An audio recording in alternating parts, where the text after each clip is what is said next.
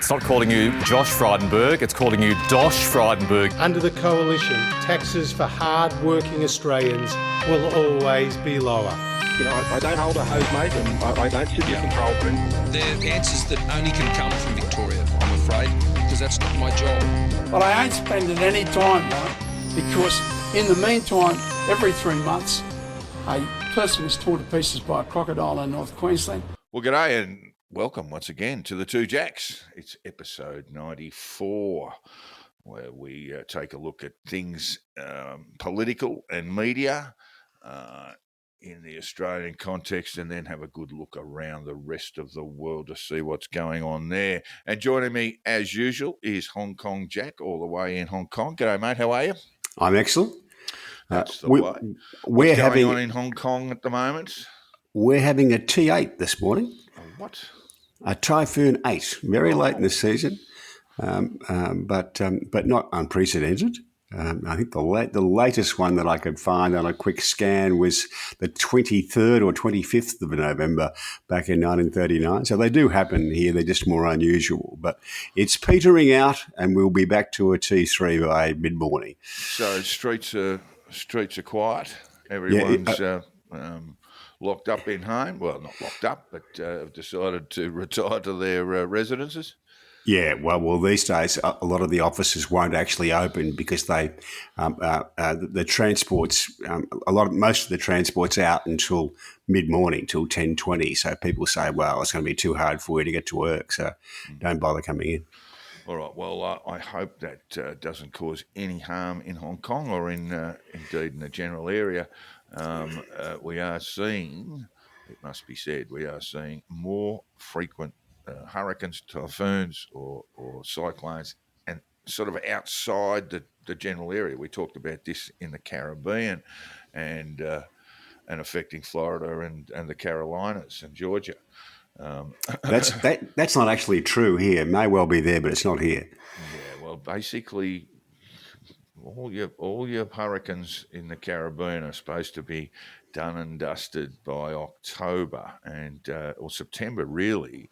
There's an old West Indian mnemonic that I read out before.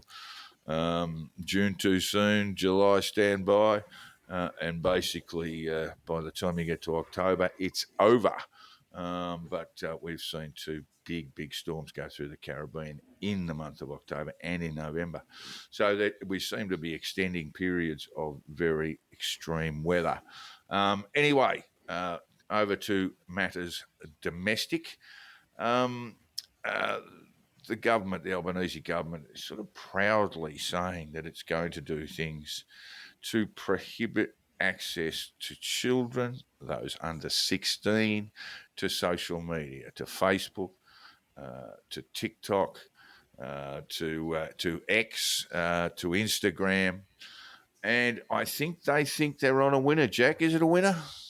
Everyone seems to think so. I can't see it myself. I can't see it either. Firstly, I don't think it'll work.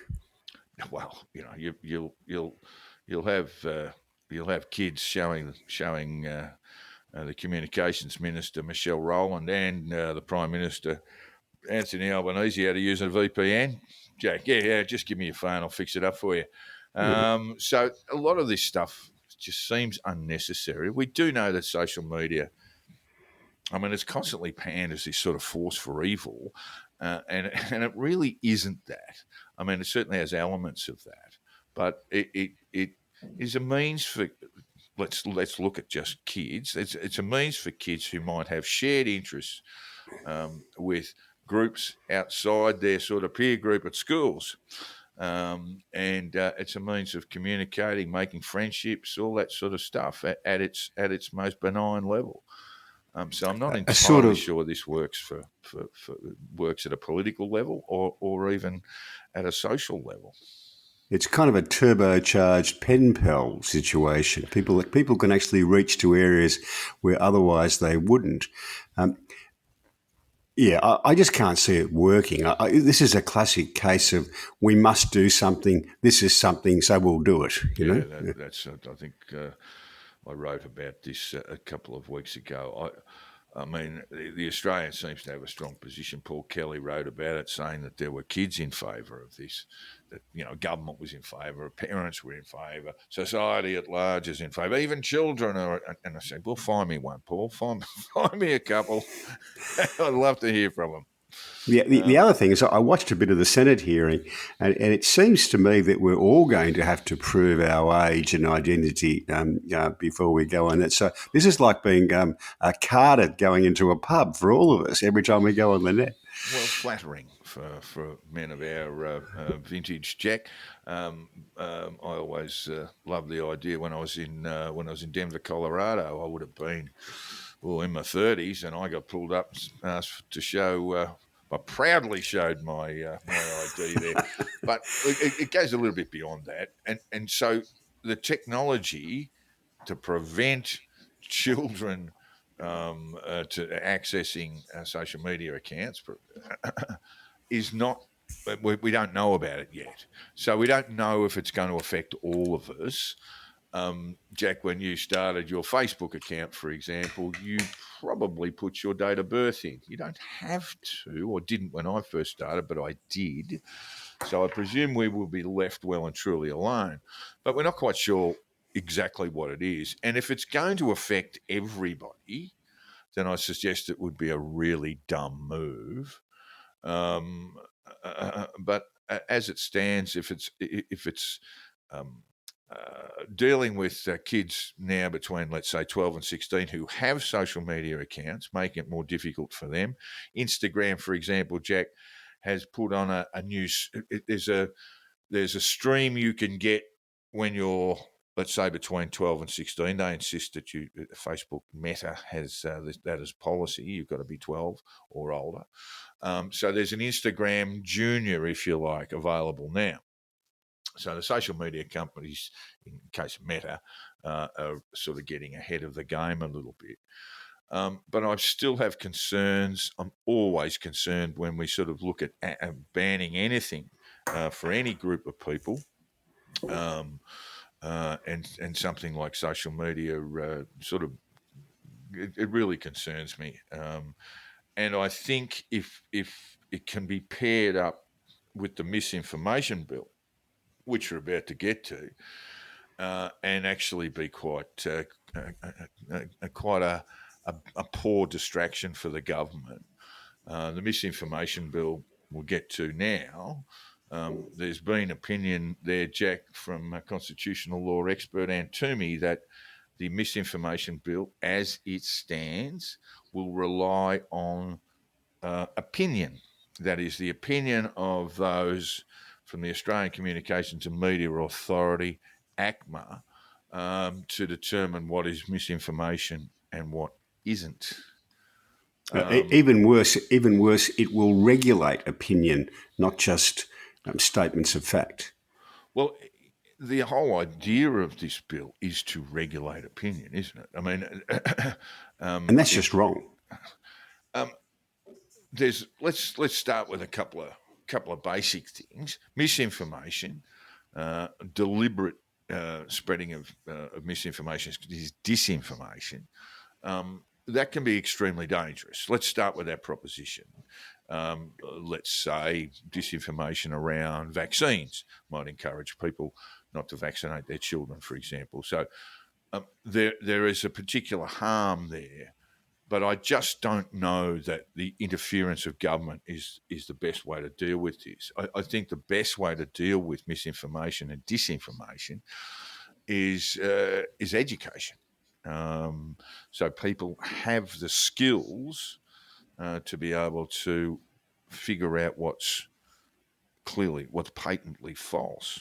And I think that's the best way to go, rather than through government intervention and loading up ACMA with a committee of people to determine what's essentially true and what's not. Yeah, the government should have no place in regulating people's opinions. That's just not what they're there for. Yes, you can dislike people's opinions, but that's not a matter for the government to interfere with. No, I also think politically this is a really bad move, and not just the misinformation bill, but I would say, some of the social media, the social media access denied to to those aged between 12 and 16 can actually be paired up to be used as fairly strong weapons against the government. Perhaps not so much from the opposition, who seem to be at least tepid in their support of the social media ban for kids. But the misinformation bill paired up with this sort of shows a bit of government intervention that a lot of people don't like. And so a lot of the right-wing parties, minor parties, are not going to support either one. And they will make the arguments that government's out of control, intervening in places where they shouldn't be, these sorts of things. That's why I think this is politically really dumb. I think what the government's concern is that information and opinion has now left the control of the old-fashioned media and has been democratised. So that's got some flaws to it, but it's got some improvements to it. And they don't like the fact that they can't pick up the phone to the editor of the Sydney Morning Herald and say, you shouldn't have run that, because it's being run totally outside the control of people like that. And this is a reaction to that. Yeah, look, I just think it's. I mean, you and I obviously agree that the misinformation bill is not an area government should be getting involved in. But I think further, the political consequences of this could be quite stunning. And we know that parties like the Libertarian Party in Australia are gearing up for a massive campaign. We've already had a number of public rallies. Famously, Craig Kelly he's part of this organisational group. He's in the Paris Hilton mode at the moment. Liberal Party, independent there for a while. Pauline Hanson's One Nation. He's ditched them. He's now with the Libertarians. They held a rally where another group decided that they were going to descend upon the rally too, and there was a bit of a fracas there, and crackers threatened to sue people for defamation at a free speech rally. That's some damn fine stuff. So, but look, all of that silliness aside, this is a pretty serious weapon that can be used against the government, especially by the minor parties. If they think that the only opposition is going to come from people like Kelly, they're mistaken. There will be much more attractive political figures opposed to this before it's over. Yeah, I just love the idea of crackers threatening to sue people at a freedom of speech rally. Something the government should be doing. I honestly thought they were going to kick this down the road, Jack, to after the next election. But no, it is being pursued through the Senate. As it stands, they don't have the support of the Senate to get it through. So they'll need to be making some amendments and having some discussion. It really should be something that they deal with in the event where they're re-elected. I mean, one thing we haven't talked about, Jack, because we've been dealing with American politics, is that the coalition has moved ahead of Labor for the first time since the election in 2022, and probably a good 18 months before that. And they really need to be very judicious about the sorts of things they're fighting for. At the moment, there doesn't seem to be a bad idea they won't take up and run with, and that's a problem. Okay, well, one bad idea, possibly, arguably, is that Kevin Rudd, was the appointment of Kevin Rudd as our ambassador to the United States, Jack. And after the Trump election, a couple of weeks ago now, Kevin spent a fair bit of time whitewashing the socials, but a film has emerged of Rudd calling Trump a village idiot. We discussed this last week, Jack, in our presidential election special. and both of us agreed that we didn't think his position was sustainable, I think is the term we used. And now with calling Trump a village idiot, I can't see how he can really hang on in the job. But according to a report in the Australian today, Jack, Labor number crunchers or hard men and women within the party believe that he's okay for now. Yeah, look, I think he can probably hang on, and it kind of depends upon what attitude that the new administration takes to him. It beggars belief that he wasn't smart enough to clean up his social media and get rid of this stuff before the election. When it became apparent that Trump was at least a chance, and that's months and months, if not a year ago. It is quite remarkable, isn't it, when you think about it? The other thing I suspect within the party they're thinking of, well, history tells us if you take Kevin's job away from him, he gets very cranky and starts creating more problems than he did when he had the job. So they'd be wary about that as well. I mean, an Australian voice to the Trump administration's absolutely critical, particularly around trade. We could easily get caught up in an almighty blue between the United States and China over trade and over tariffs. We need someone who has access to the administration at its highest levels to be able to put forward our case. Not just that, but to be able to tell the government back in Australia what's really happening.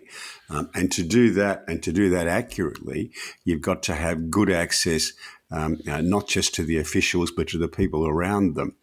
So it's a very important role. I mean, and Tony Abbott and others have come out, and Dennis Richardson and Arthur Sinodinos, both former ambassadors, and said that they think he's the right person for the job.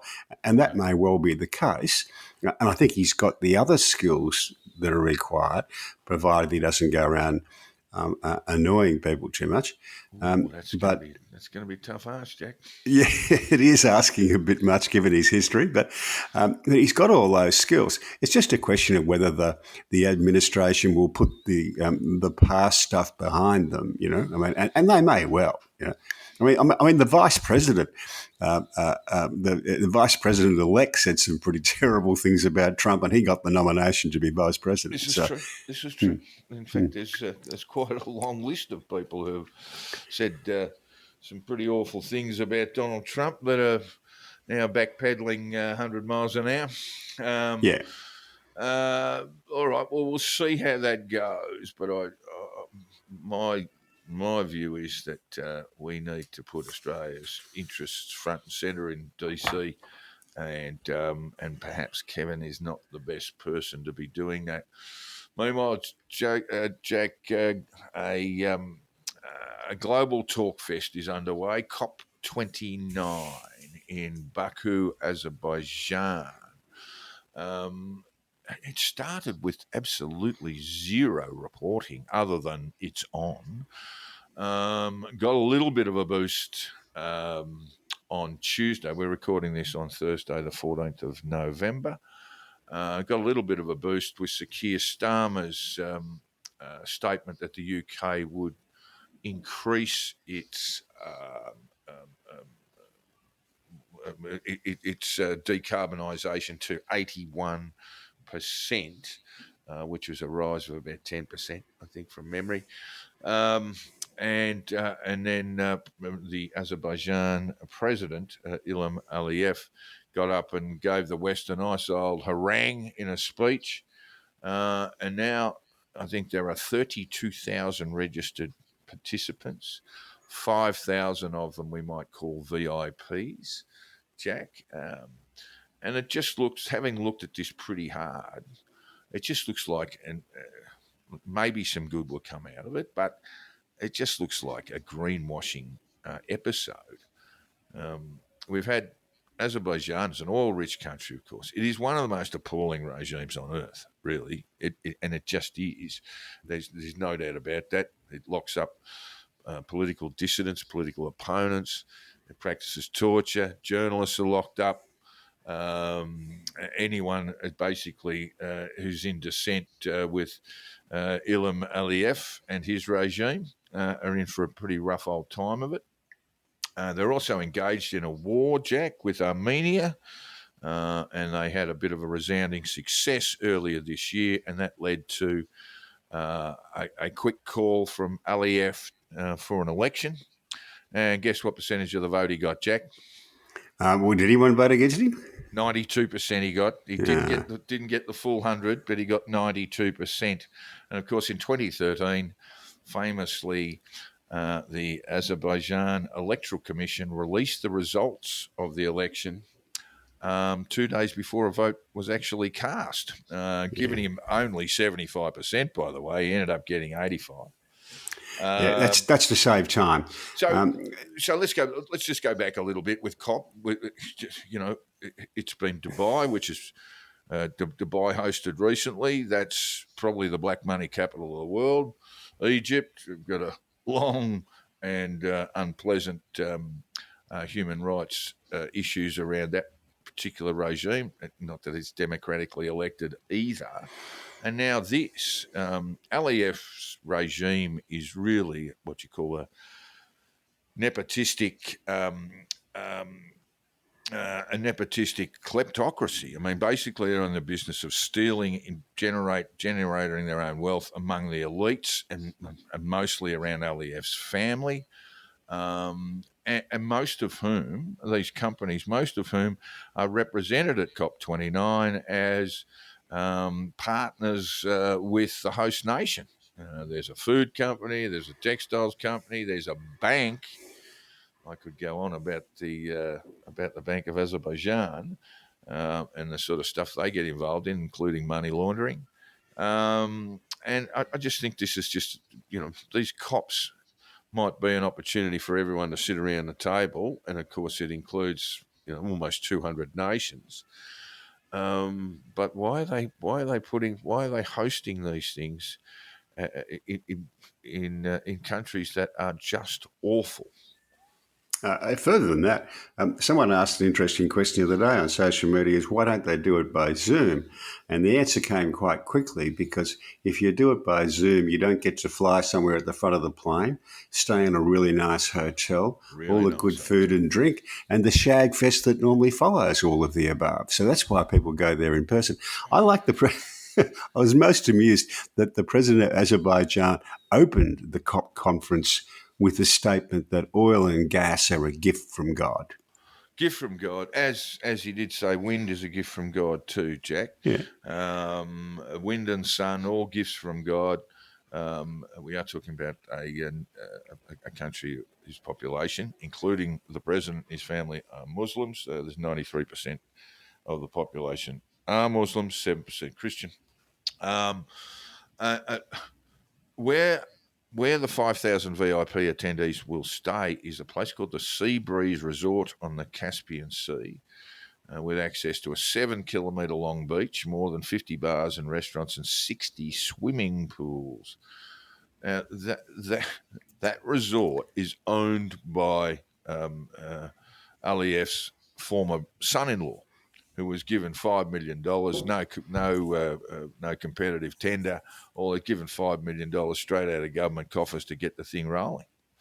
And if you look at the partners, these corporate partners that they have now, and this is something that started, I believe, in Glasgow, in the Glasgow COP, where they have these grand displays like a sort of normal conference, and the best spots are taken up by those who are the corporate partners of the Azerbaijani government in this case.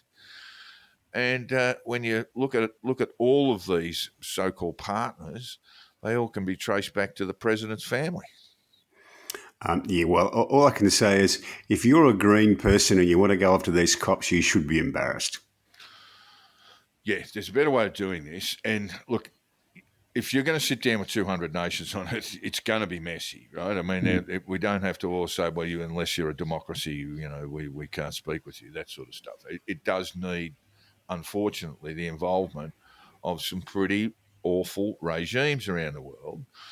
But but giving those awful regimes the rights to host this event, the COP event.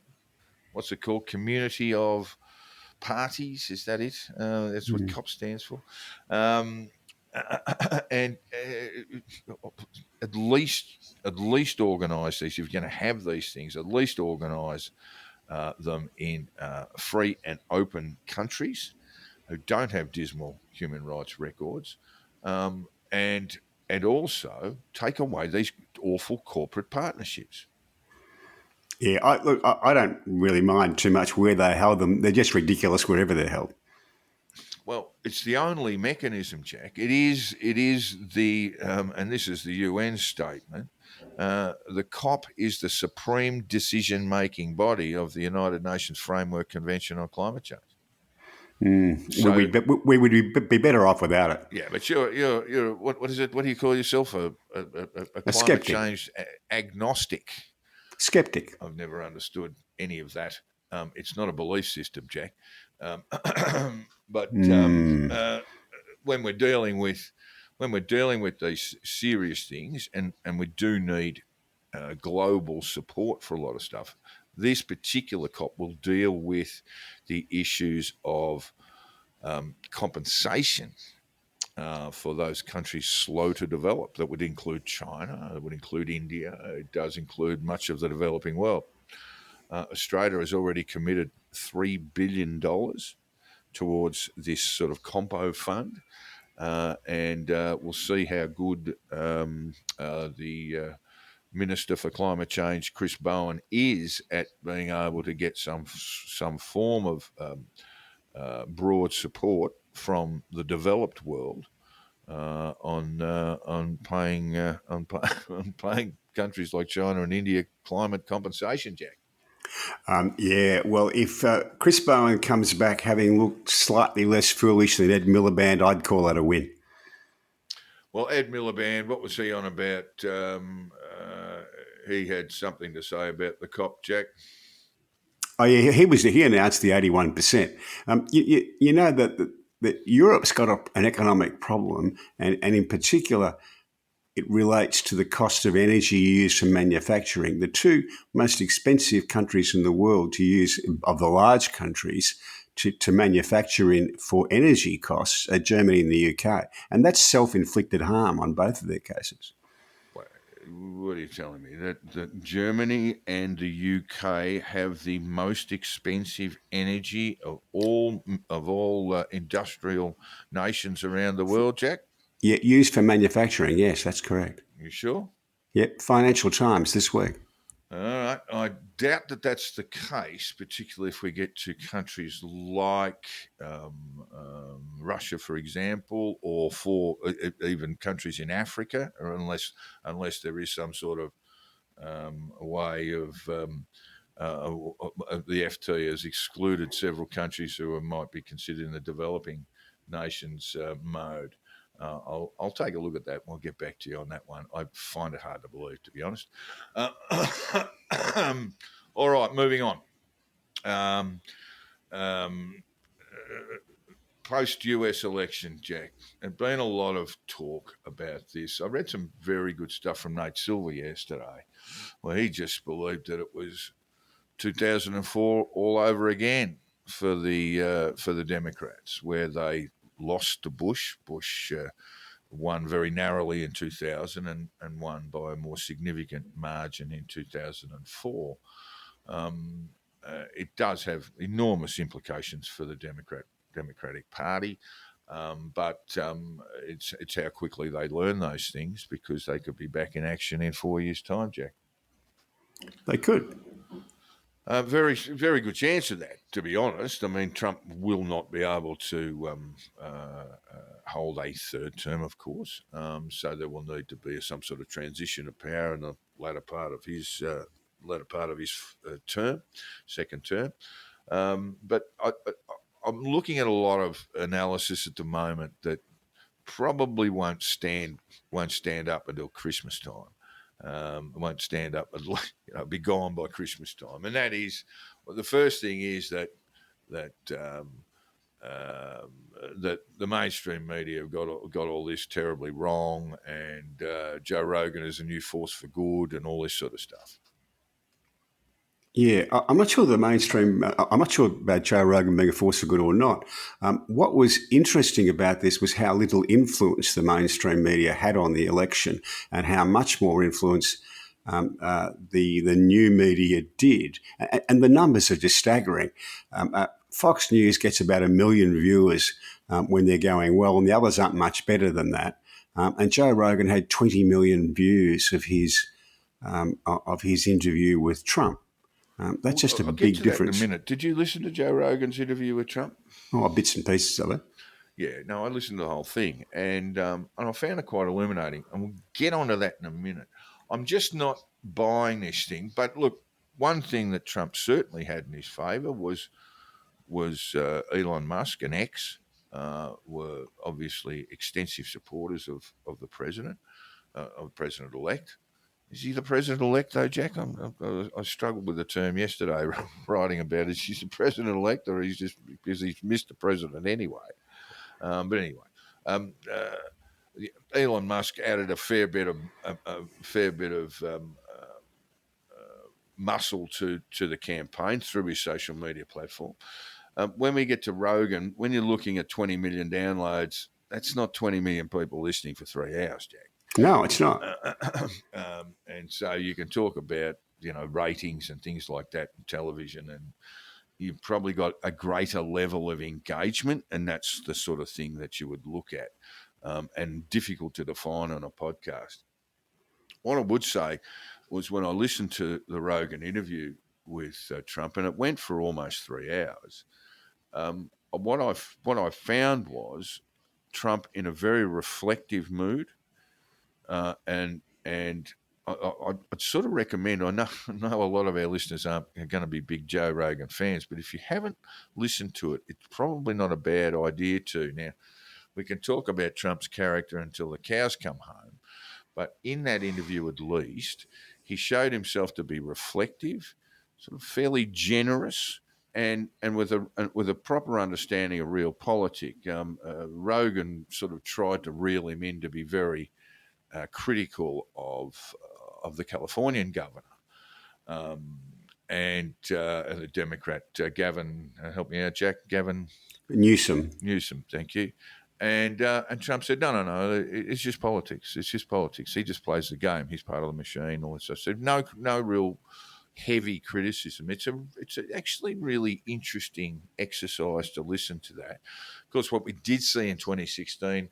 When Trump was elected, then he was magnanimous and very generous in accepting in his acceptance speech or his victory speech, and then became a bit irascible after that. If you listen to the interview with a chap called Theo Von, who's a comedian and another widely listened to podcaster, it was the same thing. There's one very interesting conversation when Von was talking about his own struggles with addiction. Drugs, yes, yeah. I saw that. I heard that. And Trump was, as you say, reflective, kind of generous, curious, and interested. This is a really good media, these interviews on these things. You actually get to see bits about the people involved that you don't ever in the mainstream media. I'm not a fan of Rogan's, obviously, but I thought he was really, really well prepared for that interview. He was obviously a little bit nervous early on, but look, Rogan's had a whole raft of politicians on from both sides of the divide. But this was his biggest interview, and I thought he was well prepared, and it didn't veer off into sort of crazy stuff that Joe obviously gets caught up in sometimes. I just thought, look, if you want to have a listen to it, how long Donald Trump remains in this kind of reflective, generous mood remains to be seen. Like a lot of what we're going to be discussing is basically speculation on how his regime or his administration is going to act. But I found that listening to that interview, I thought, well, here's a man who seems to have learned something from his failure in 2020. Worth a listen, folks. And we can add to the 20 million or so that have already downloaded it. The Theo Von thing's a bit shorter and gives you the same impression, I've got to say. Yeah, Theo Von, it's an interesting choice for an interview. He is quite a popular. This is this sort of Texas group of comedians who didn't really cut it in California and all moved over to Texas. Rogan is one, and the fellow who Tony Hinchcliffe, I think his name was, the fellow who made the rather forgettable remark about Puerto Rico. At Madison Square Garden. At Madison Square Gardens. Yeah, he's all part of that set as well. You know, to a degree, I think they drove that sort of male vote. But I'm not so sure about a lot of the stuff we're getting, Jack, on who voted for whom. I noticed I saw a report saying more women voted for Trump than did for Harris. And the only thing that can be based on, Jack, is exit polling. Yeah, and exit polling, beware. Just chuck it in the bin, right? Just Did you hear the story about how he came to do all these podcasts with the young comedian? Apparently, Barron was a link there. Trump's youngest son. It was put to Trump, you should do these things. He says, I got no idea about this stuff. Ring the youngest son, Barron, have a chat to him and he can talk to me. Yeah, I believe that's the case.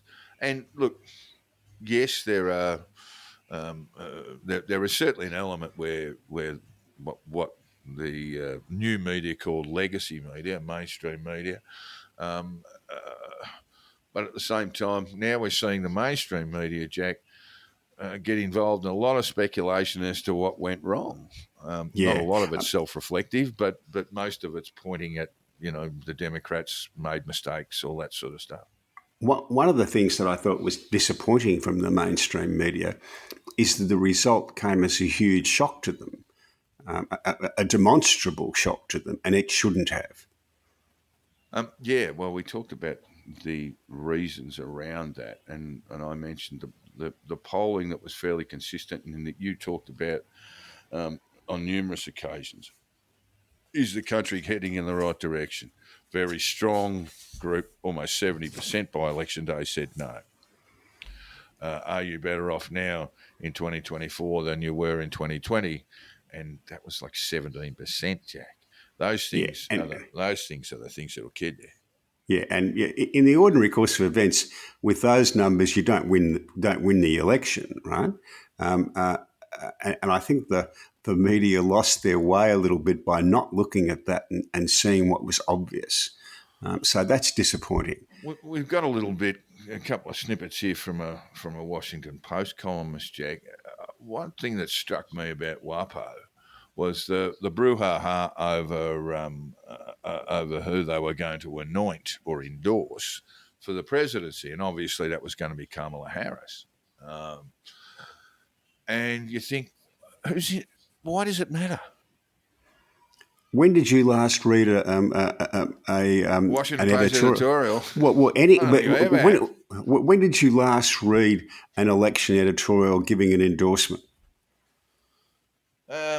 Probably last federal election, Jack, in Australia, but just out of interest, really, and that's just curiosity on my part. But as for I can't remember the last one. Consumers, they're going to ignore all this. I also found this sort of individuals who said, I am endorsing Trump or I am endorsing Harris. Low rent sort of people. Naomi Klein weighed in with I am endorsing Donald Trump. And you go, who cares? I mean, who cares? Who cares what you think? She's way out there, mate. Is she still around? She's certified. But yeah, the idea that individuals can say, not I'm voting for, I'm endorsing one candidate or another, and you go, yeah, can you drop the self-importance, please? It's like all the celebrities. I just think I don't understand in the Harris campaign's case, why they wasted so much money getting endorsements from celebrities. It makes that no is an difference. old world. That is an old world approach to winning elections, isn't it? And perhaps those things have died. I'll tell you one thing that has gone, and that is the Clintons. They're gone. Barack Obama gone. I wouldn't say the same thing Yeah, about Biden yet. As elder spokespeople for the party, I think they I have think to move on from them. I think Obama can still cut through this celebrity thing. The Australian government used it during The Voice, and the same thing was a waste of time getting a long list Sure of enough. people who say, we support this, you should vote yes, all that kind of stuff. It made no difference to the vote. It never does. No. I'd say certainly that was an issue around the Democratic campaign. But I think those elder spokespeople, certainly the Clintons and others, they should be left on the side of the road as the Democratic Party moves forward. Well, the Clintons probably should have been left behind a little while ago. Quite a few years ago, perhaps. Yeah, Certainly post certainly Hillary. 2016. Yeah, post 2016, they should have been, the lessons should have been learnt. They're not helping us. I think Obama still has some capacity to cut through, but it's not what it was. All right, now let's have a look at the cabinet announcements, Jack. Well, in fact, it's a little bit more extensive than that. Look, we've known for some time Susie Wiles, who was the campaign director. She'll be the chief of staff. A thankless task, Jack, isn't it? Really, a lot of hard work for not a lot of presence. We've known that Steve Miller will be the Deputy Chief of Staff for Policy and Homeland Security Advisor. That's a little bit worrying. Thomas Homan is the Border Czar. Of course, Elon Musk and Vivek Ramaswamy will jointly head the Department of Government Efficiency, known as DOGE. A little bit of crypto thrown in there, a little bit of a crypto reference thrown in. Marco Rubio, perhaps more importantly, Secretary of State. I thought the Doge thing was a bit of a Venetian reference. No. There's only a couple of people. Well, not a couple. There's only a handful of people who are going to pick up that reference, Jack. Essentially, the governor of Venice was known as the Doge. But no, this is more of there's a Dogecoin, of course, which is supposed to be a joke, but it's still trading. Yesterday, Department of the DHS Secretary was the South Dakota Governor, Kristi Noem. And today, Jack, Attorney General, Florida Congressman Matt Gatesy. Yeah, the first problems here. The first few rounds of appointments I thought were generally pretty good. Marco Rubio, all that sort of stuff, and if Musk and Ramaswamy can make the place a bit more efficient and cost a bit less, that's good. Noem and Gates. That's kind of stretching things a little bit, and it puts it in an interesting position because. Trump and Musk, and Musk's been supporting him in this. Not so much Trump, but the people around Trump are saying to the senators, you should follow the will of the people and support Trump's nominations. And yes. And my view of that, of course, is that the will of the people extends down ballot as well. So yes, Trump won a very convincing victory, but so did some of the senators, and they've still got a job to do. So that's got a bit to play out. Yeah, Gatesy. I think Gatesy's a fairly controversial. Yes, nomination. He might be hard to get a majority for in the Senate. For those who don't know, Gates was subject to a federal criminal investigation in regard to allegations of interstate prostitution and human trafficking in regard to a very young girl. They decided, or a young woman, I think certainly below the age of 18. That was part of the allegations. In the end, the DOJ decided that there wasn't a case to answer for Gacy, but he's a bit of a hard liner, and I think that one is going to, just to explain to our listeners, Jack, all of these appointments, not all of them, but certainly the heads of departments will face the Congress, face the House, won't they? No, it's a Senate confirmation hearing. Senate. I'm sorry. Yeah. So well, they've got the numbers in the Senate to make that work.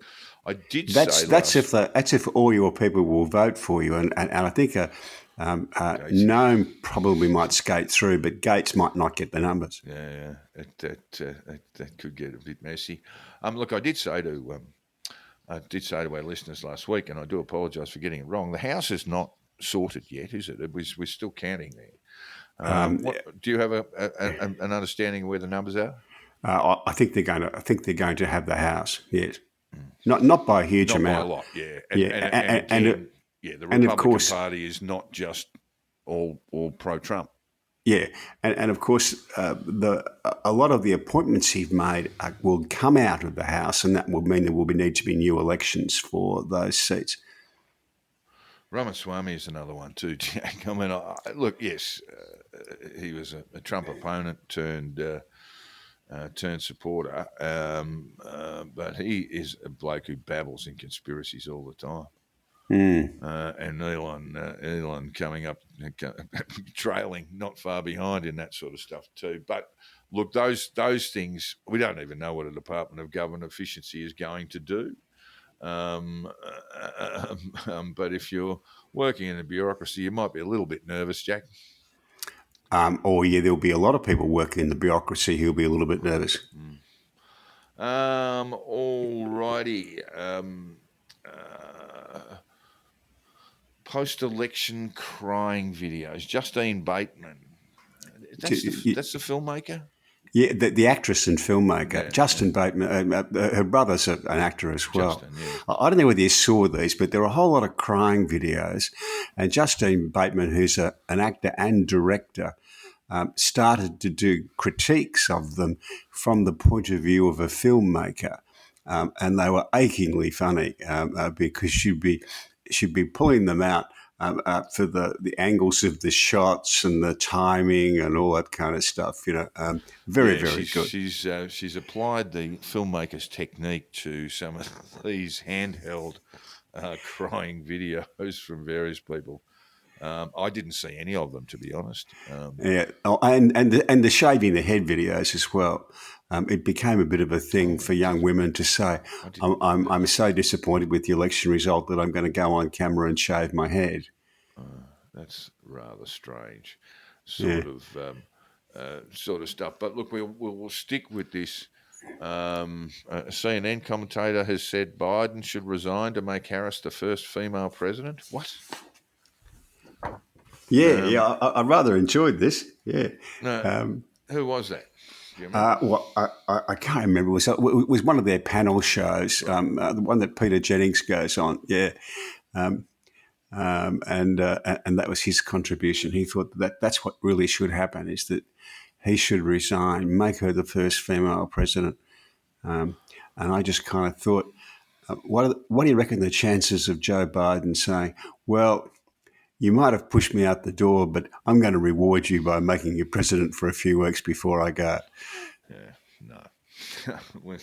That's just not going to happen. There was a photo on the net a couple of hours ago of Biden and Trump having their meeting. Yeah, they had a cordial meeting. In fact, they both look very happy to be there, and someone's immediately tagged it. They're probably both pretty pleased with the result. True enough. Look, they did have a cordial meeting. Joe Biden said that he would do everything that he could to make sure there was a smooth transition between the administrations. And Trump was in pretty good form too. I think Joe Biden's standout remark was politics is tough, is hard, can be a tough place. And look, let's stick. I mean, look, we know, and we did support the issue that, look, once that first debate had occurred, that Joe Biden really couldn't stand as the candidate. We agreed with, I guess, most of the commentariat in the States and elsewhere about that. But Joe Biden's been a more successful politician than Kamala Harris can even dream of. Yes, yeah. And so there should be a little bit of respect shown for Joe Biden. I saw an interview with Bob Woodward, who's actually 7:30 ABC 7:30 report, and Woodward said that when the Russians invaded Ukraine in February 2022. The great push from the Pentagon was to put troops on the ground, US troops on the ground. Yeah. And Woodward said Biden's ability to resist that, he put it down to a man who had come into politics on the cusp of the Vietnam War and understood the domestic issues around the Vietnam War for Americans. He suggested that Joe Biden should receive a Nobel Peace Prize, Jack. And if that's that might be a stretch, but yeah, it might be a bit of a stretch. But certainly, if there was a push on that he rejected, I think that's something that people should know about him. I'm a proud supporter of Ukraine and the terrible business that's been put on them by Putin and the Russians, but putting troops on the ground in Ukraine, my God, that would have led to a maelstrom of violence. We have to have a plan. How many of these do you want to go through? Afghanistan, Iraq, Vietnam. America's adventurism. I support a strong America. I think that's the best way for the world to progress along the lines of the promotion of democracy, participatory democracy, and personal freedoms. But it cannot be understated that, and I think Trump has made a great deal of this, that a lot of America's forays around the world, in the Middle East and Southeast Asia, Korea, keep going all the way back, have been absolutely disastrous. Not all of them, but some of them have been. Well, name me a good one. Korea was good. Somalia? On Somalia, I'd pay. Yeah, Korea? Well, you got North Korean soldiers fighting Ukrainians at the moment, Jack.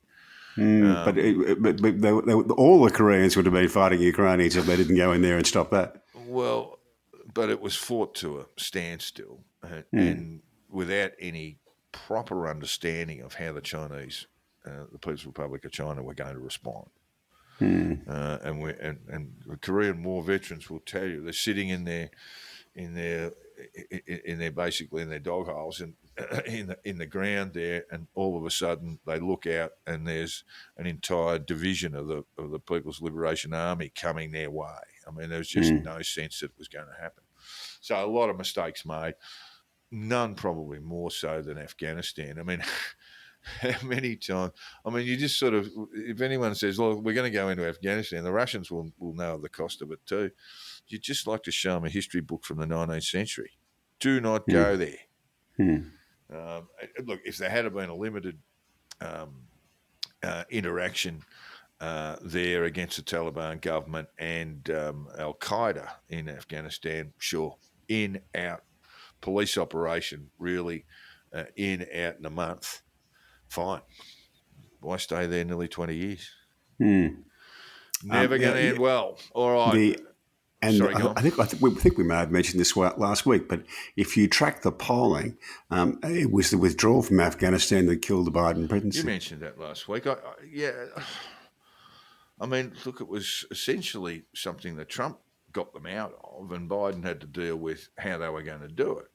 But it wasn't a great look for, I guess, the prestige of the United States and the US military. But you had to get out of there. I mean, sooner or later, it had to be done. But it just had to be done better than it was.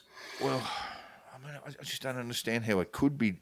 I mean, basically, when Trump actually sat down with the Taliban and tried to work out some sort of peaceful transition, but it was never going to happen. They And should have now they're left the banning butt. cricket, Jack. Bastards. Banning cricket, and what they do with women and women's rights and girls, particularly around education, so it's absolutely disgraceful. But it was always going to be thus. And this idea that America can come along and turn cesspits of countries into functioning democracies is just bizarre. Which brings us now on to the Middle East, not too much further away from Afghanistan, Jack. We're not seeing a lot of. There are a couple of things that Trump has said.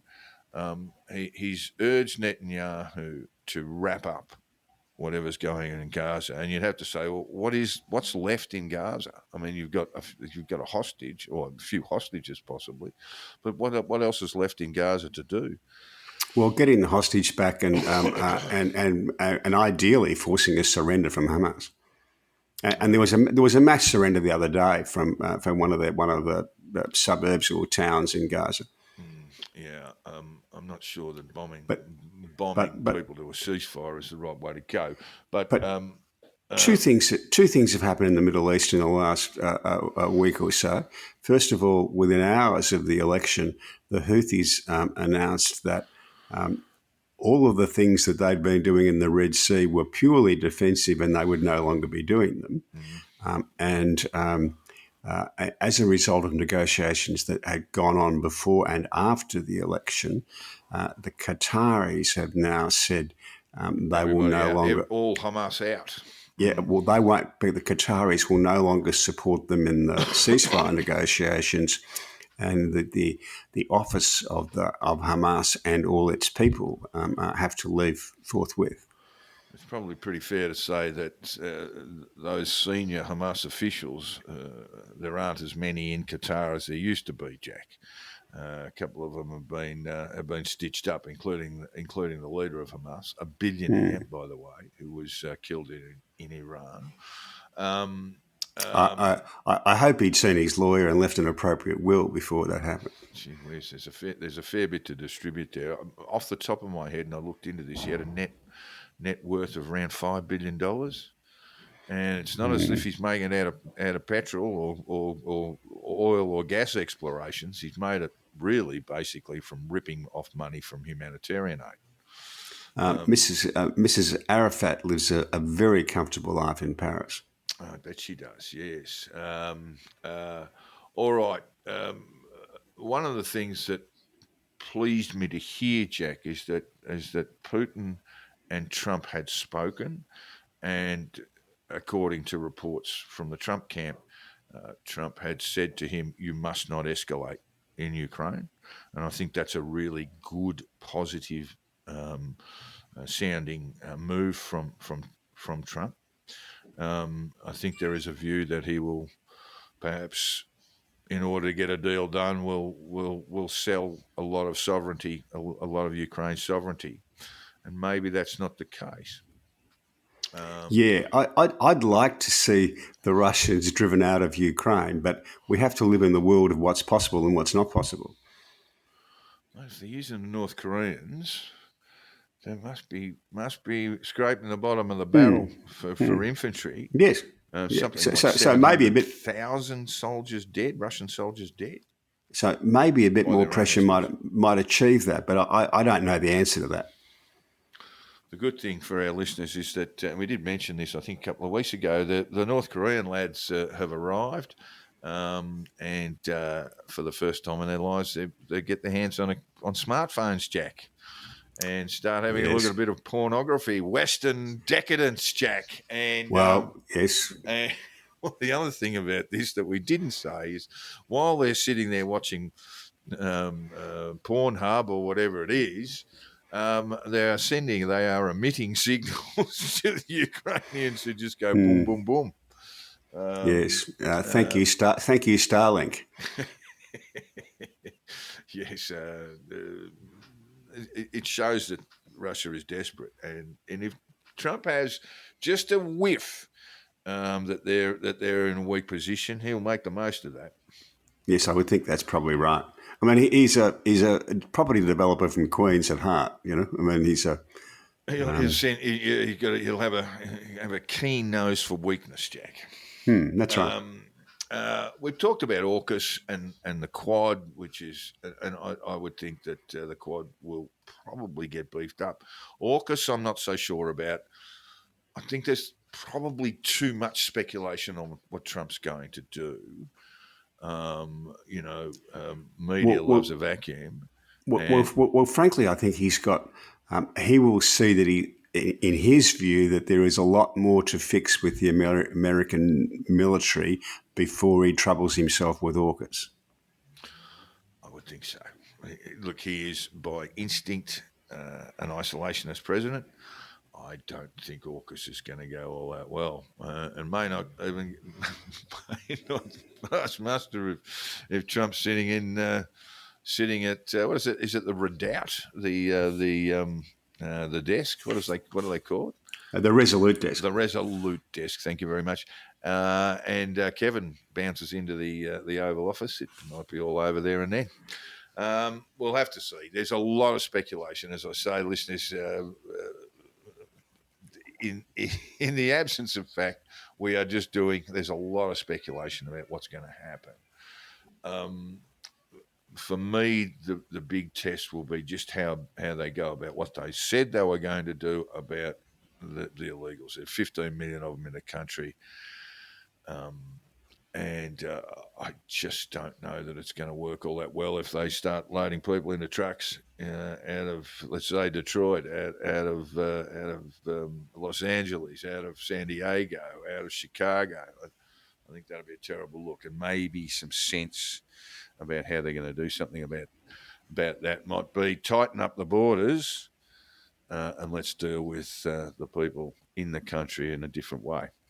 There have always been deportations. In fact, the current record holder for deportations were the Obama years. I think it was 2.9 million deported during his time, and Trump about 1.9, and Biden about the same. So there've always been deportations. It just depends who gets deported and how much that changes what's happening at the southern border. Well, some of the suggestions some clear suggestions have been that the sons of illegal immigrants, sons and daughters of illegal immigrants who are born in the United States and thus naturalised American citizens, or naturalised Americans and citizens, will be stripped of their citizenship and all that sort of stuff. I would think that would not survive a Supreme Court review either for a start. Probably not. And there's some low-hanging fruit in this. First of all, you can easily deport the recent arrivals. Secondly, you can deport anybody convicted of a crime. There's no political cost in doing either of those things. And that would send a huge message of discouragement to people thinking about coming across the border. The key thing is just to reinstate the southern border. Yes, indeed. That's absolutely right, and that will be the great test. So, there's an enormous amount of speculation. It's very difficult to deal with a 15 million strong group. And as I said to you, going back all the way to W, they looked at this and thought, well, this is just too vast an exercise. The best thing will be to do will be, besides the deportations you've mentioned, and that would be on the basis of, shall we say, not fit and proper people, possible criminal convictions in the United States, etc. But for the vast majority of these 15 million people, the best way to deal with it was bring them in and offer them a pathway to citizenship. But you would only do that when you've got the border secured. Well, when you've got perhaps sons and daughters of those people who are in the US military, for example, that's going to get a bit messy. So anyway. Lots of speculation about how Trump's going to go. I suggest, folks, we just sit and wait till January 20, and then we'll have a better understanding in the weeks thereafter, rather than the weeks leading up to it, and we'll see how well they get on. And can I just add, with all of these appointments, you know, my standard operating procedure is to say, I really don't know how people are going to go when you give them a job like that until they get in there. You have a pretty fair idea, but you never can be quite sure as to who's going to step up and be okay and who's not. Yeah, I think that's right. Look, my view is you respect the will of the people. That needs to be done, and that we look at the Trump administration objectively, not with perhaps some of our long-standing prejudices against the man, of which I have many, by the way. All right. Archbishop of Canterbury, Jack, the Anglicans' Pope in the world. He's resigned 5 days after a report found he likely knew about the actions of a serial abuser spanning decades. John Smith, S-M-Y-T-H, physically and sexually abused over 100 boys and young men over decades until shortly before his death, unpunished death, in 2018, Jack. And that has forced the Archbishop of Canterbury, the most senior figure in the Anglican Church, Justin Welby, to resign. Yeah, this as a result of a report carried out by the church itself. That is, that I think they appointed a senior lawyer to do the investigation. Yes. And he found that that it was possible that that Welby didn't know, because Welby was involved with this fellow from the 70s right on. Just to explain very briefly, John Smith was a barrister who ran summer camps for young Christians in the UK, in England. Yes. And Welby either did know or should have known, Jack. I think well, he attended those camps, and the inquiry found that whilst it was possible he didn't know there was something was wrong even back in the 70s, but they didn't think that was likely, which is on the balance of probabilities, it means they thought he probably did know, right? And he did nothing about it. But he certainly, almost certainly knew after about 2013, so for about 10 years before this fellow died. And that means that, that made Welby's position untenable. He's been the Archbishop of Woke as well as the Archbishop of Canterbury. There hasn't been a single tenet of the woke faith that he was prepared to walk past without screaming about. Is rabbiting on about reparations for slavery and all that sort of stuff, whilst completely ignoring the problems right under his nose. Yeah. Get you to clean up your own backyard first. I mean, this is the independent report is called the Macon Report.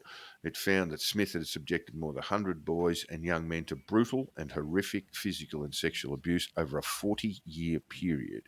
Now, I've done a fair bit of work in this space, as people will know. People like Smith operate in the shadows, so it's not as if they're overt, but for a period of 40 years, you have got to be willfully blind not to see any signs. I just wanted to, he continued. Smith actually had the temerity to move to Africa and set upon kids there until his death in 2018.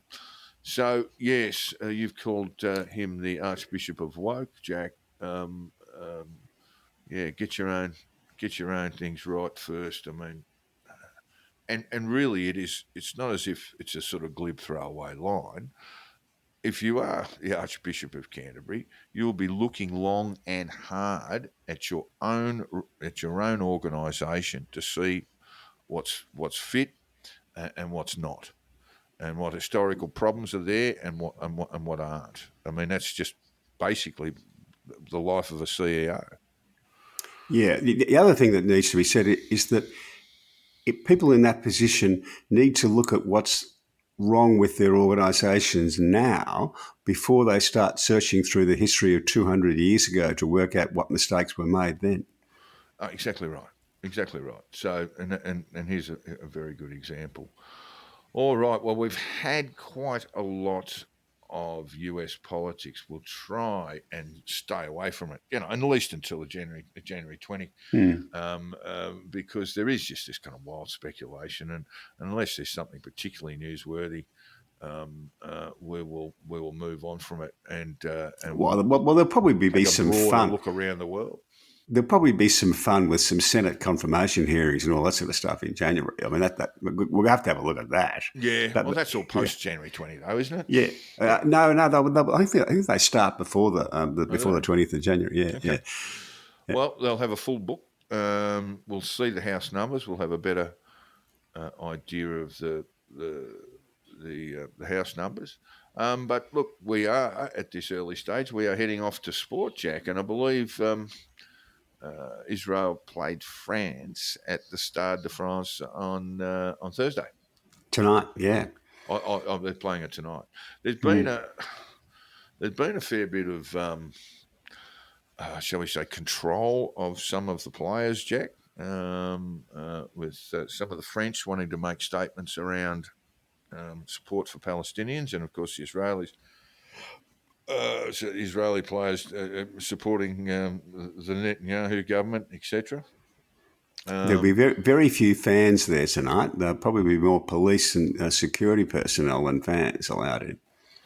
I think I actually checked the Stade de France, and I think it was in relation to the Brisbane Olympic Games. The Stade de France capacity is around about 80 or 90,000 people, Jack. It's enormous. And so they're saying, well, they'll be at least partly filled by 5,000 wallopers and 1,600 security staff. We'll keep an eye on that. Because this is part of the UEFA tournament, I had forgotten. I presume it's a friendly because right. But it's under the auspices of UEFA, right? But I had forgotten that until sometime in the 80s or 90s, Israel actually played in the Asian Confederation. I have a recollection that Australia, the Socceroos, went to Israel and played one of the qualifying matches. I've got a vague recollection like that too, Jack. Yeah, but they were kicked out of the Israel was kicked out of the Asian Federation and they went to UEFA. Yeah, well, we don't really play in that mob too because we got moved over to Oceania. Yeah, yeah, and less of the South Americans and less of the sort of some of the powerhouses in the Middle East as well. So yeah, if you could probably remember the Iran game at the MCG, which was the best Australian side we've ever had. A young Harry Kewell, Mark Viduka, the great keeper, Bosniks, all that sort of stuff, all on the one side. That's the World Cup side that could have done something when they got to the finals. And I think it was that idiot who came and cut the net down at one end, didn't he? He basically changed the momentum of the game. Yeah, we were 2-0 up and cruising into the World Cup finals, and I think it was 2-1, but the Iranians equalised after that brouhaha over the net. And won on away goals, I think. I was trying to find that. I actually came across that idiot's name. He's still active. This is the chap who cut the net. Yeah. He's been a sort of serial pest most of his life, and I was looking into him, a la Lydia Thorpe, Jack, because I thought there might be some nice little parallels there. A little bit of theatre, a little bit of disgraceful behaviour, that sort of thing. And yes, he's still up and about. Just trying to think of his name, but refers to himself as a serial pest.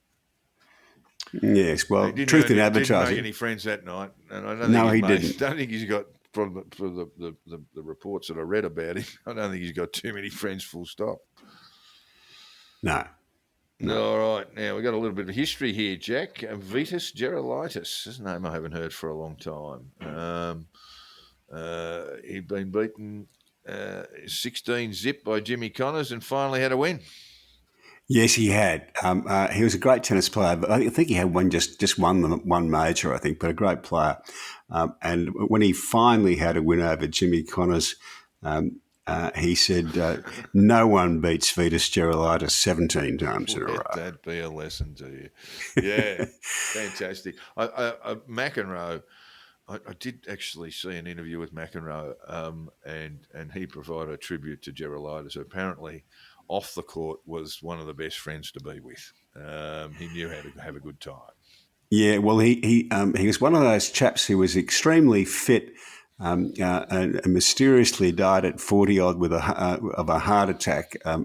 James Hunt, etc. So there's a whole list of them like that, and there was always a bit of a suggestion that the Colombian marching powder might have been involved. Yes, he was a regular attendee at Studio 54, Jack, the nightclub where I think Danny DeVito tells the story where he walked in and there was a table and in a sort of line of cocaine, well, words spelt out in cocaine. There was Danny. It just said DeVito, so he went over to the table and helped himself, and he said, "You wouldn't believe the smile on the face when you saw Arnold Schwarzenegger." Anyway, it's one of Danny DeVito's great stories. He's got many of them. All right, back onto cricket now, Jack. Australia absolutely belted in the best of the three ODI match series in Australia. Excuse me, and Australia were well beaten in the second and third games, and their batting was just blown apart, basically, by some very, very high quality Pakistan fast bowling. For the third game, there were 5 Australian changes, which included Mitchell Starc, I think Hazelwood, Pat Cummins, Steve Smith. And I guess the line was that they were going to be rested for the test, which is still, as we record this, 7 or 8 days away, 9 days. I think it starts on the Friday. So what are we talking about? Yeah, 15, 22nd. So it's still a week away now. And of course, Pat Cummins was seen at the Coldplay concert in Perth. And this was seen to be a bit of a disgrace. But what it really showed was Australian cricketers don't really care about ODIs. No, it's an idea that's had its day, I think, a bit, isn't it? I think it's certainly, if you've got the players, I mean, you might sort of be able to manipulate it a bit if the crowds aren't there. And the crowds weren't there, by the way. I mean, the wonderful Optus Stadium in Perth was barely a tenth full. And furthermore, the cricket got beaten in the ratings by rugby's union and league. I think people only care about the one-day games now when it's a World Cup final or some meaningful tournament. The idea that you can just whack on a series like we used to of the one-day summer series and get full crowds and good ratings, I think they're gone.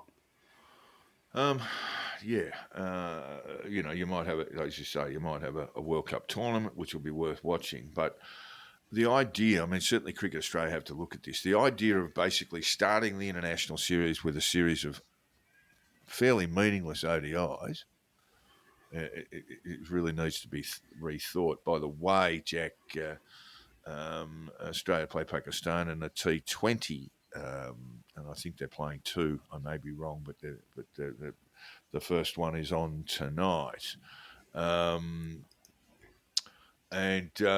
Look, it's certainly no way to kickstart a season. We've got a big season ahead of us. 5 tests against India. And a bit of argy-bargy between the Indians and the Australians. The Indians seem to be sort of pushing back and drawing lines in the sand. They had they've had closed training sessions, Jack, because the first test is in Perth, and it will require a major adjustment from their batters to, the bounce is probably on a ball on a good length is probably a foot higher, maybe more. half a metre higher. They'll need to adjust fairly quickly. We might remember that the Pakistan came here last year, and the first test was in Perth, and they absolutely got smashed because they just didn't have time to adjust. I guess India's had a little bit longer to adjust to it. And look, the view in India was the 3-zip spanking at the hands of New Zealand in India was an aberration, and that we must get behind the side because the real contest is about to begin. But if they have a pretty ordinary summer out here, heads will roll, Jack. Things have improved a little in India. Heads will roll, but houses will no longer be burnt down. Yeah, that's true. And that was mainly umpires, to be fair. But Robert Sharma won't be here. In fact, it looks like he may miss more than one test, the Perth test. You might miss the next one at the Gabba.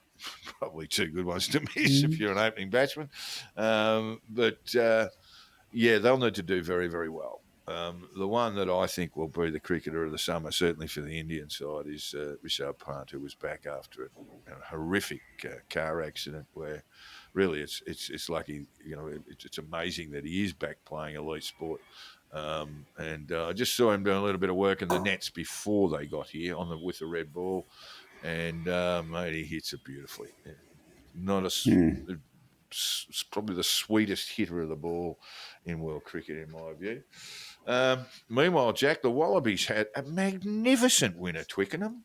Did you watch it? Yeah, I did, actually. I absolutely loved it. It was a cracking game of rugby. It was Test rugby at its best. I was talking to my mate in London, and while we were watching, or beforehand, I said, "Are you at Twickenham today?" And he goes, "Look, a mate of mine and I, an Irish bloke he knows," he said, Stuart said to him, "Look, I can get tickets for about £200, and for the day," and they both decided that was a bit excessive.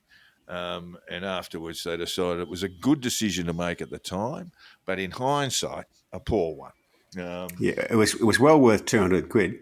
It was a terrific game of rugby, very attacking, but good solid defence. And the new bloke from Australia, Joseph Suolai, I can't remember how to pronounce it. No, he's gold. He looks the goods. He won man of the match on debut, which is not easy to do. Well, he's only a little bloke, rugby, in rugby relative terms, but some of his he's tackles, tall, but chase down tackles and things like that.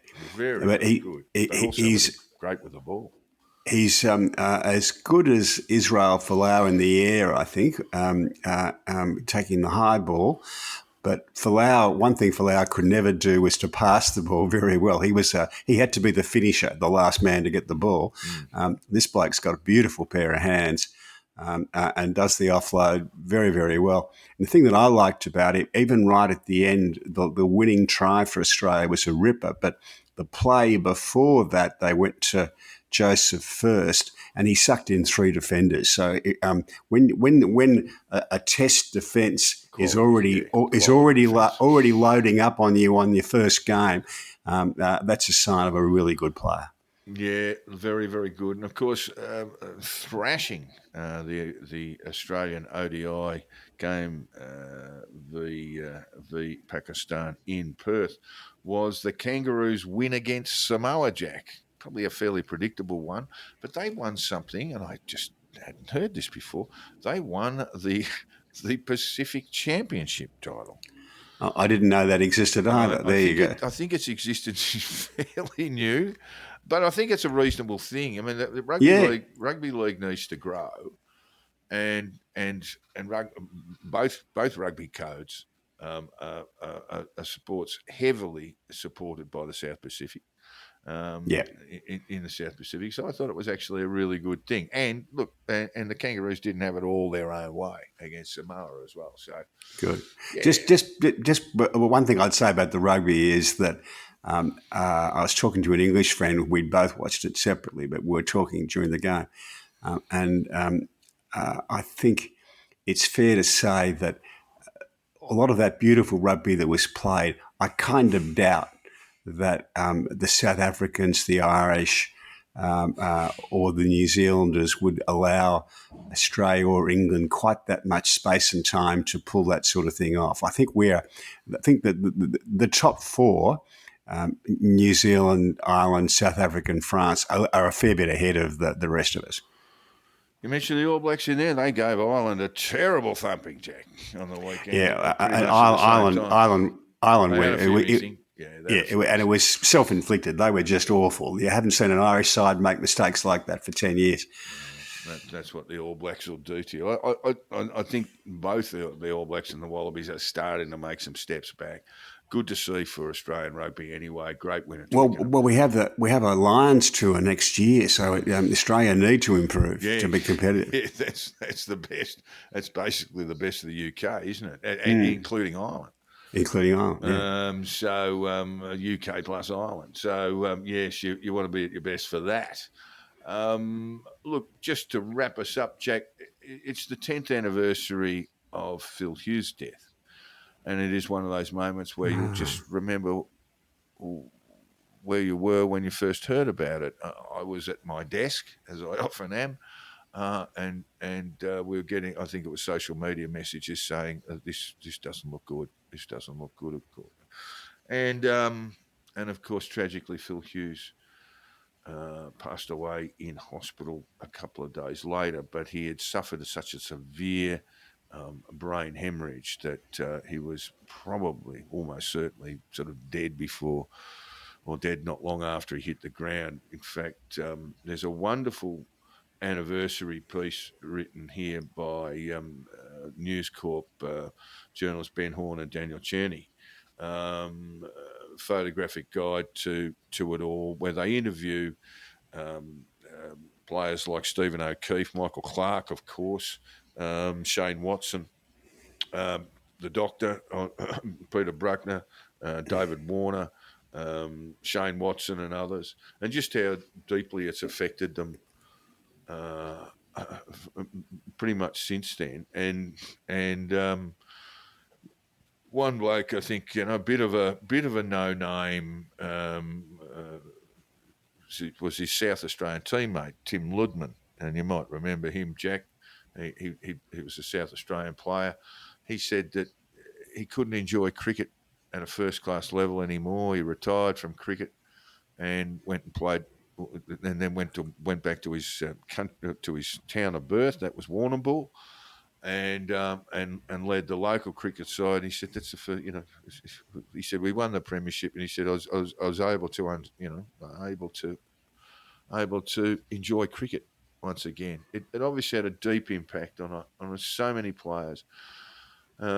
Dave Warner was superb around the time, and everyone congratulates him for it. Michael Clarke,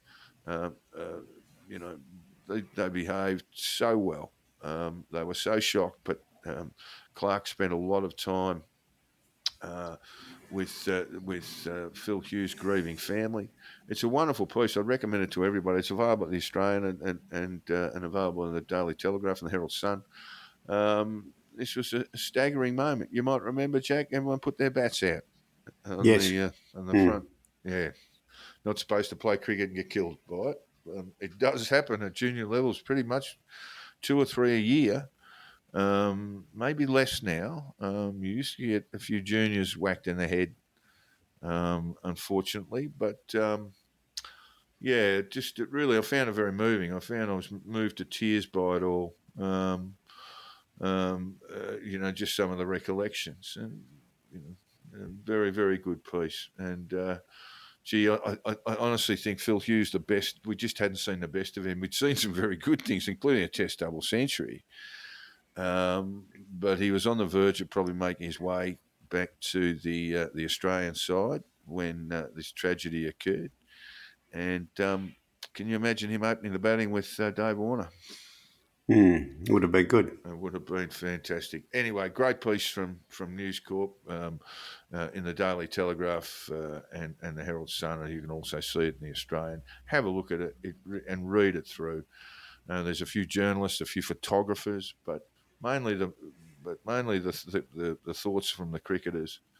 How they just they sort of muddled on somehow, but they were deeply grieving and a bit messed up. Clark said he wasn't right when he went to England. He thought he was fine, but he realised he wasn't, and he said, "I got found out." You might remember that tour because he was getting knocked over pretty cheaply. Great piece, and great to remember one of Australia's greats, on the verge of greatness anyway. But anyone apparently who met him fell in love with him. He was just that sort of person. All right, that takes us out for the day. Thank you for your time, Jack, and your contributions to this week's episode, number 94. And we look forward, listeners, to bringing all the world and Australian political news to your airwaves next week. And with that in mind, please feel free to drop us a line. You can get hold of me on my X account, Twitter, call it whatever you like. My DMs are always open, and you get hold of Jack on his Substack. Jack, give it to me, please. I can never remember it. HongKongJack.substack.com. Thank you very much, and we'll see you later, listeners. See you next week.